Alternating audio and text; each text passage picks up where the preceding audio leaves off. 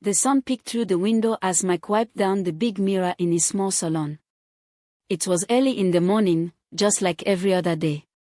Birds were singing outside, and the streets of the city were slowly waking up. Mike smiled to himself. He loved this moment, the quiet before the world came rushing in. Mike's salon was small but neat. The white walls had pictures of stylish haircuts and celebrities. His red chair was shiny, and the clippers on the table beside it were clean and ready. Everything had its place. Mike made sure of that. He wasn't just a barber. He was an artist with hair. Everyone who sat in his chair left looking better, and feeling better too. That was what made people come back. Even the children in the neighborhood loved Mike. He would always offer sweets after a cut or let them play a quick game on his PlayStation. Though Mike was just 26 and didn't have a big house or a fancy car, he was happy.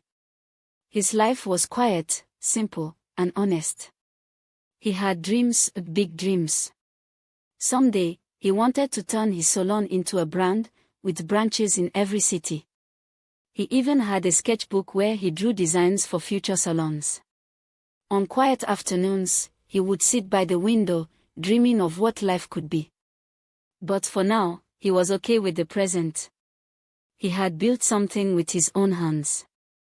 His shop stood on a busy street where people walked by all day.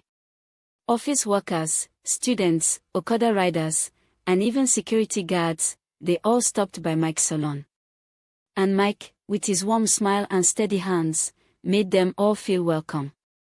Things were going really well for Mike. Every day, more people found their way to his little salon. Some came from nearby streets. Some came from far places.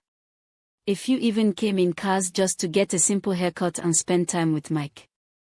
But the funny thing was, most people didn't come just for the haircut. They came because of Mike himself. He had a way of making people feel special. He listened when people spoke. He laughed when they told jokes. He gave advice when someone looked troubled. And when someone looked tired, he gave them a cold drink, even if it meant using his own last change. The neighbors called him the calm one. And they meant it. Even when the electricity went off or a child cried loudly, Mike never shouted. He never rushed. He just smiled and handled things gently. His hands were steady, and his voice was soft. People loved that. Years had passed.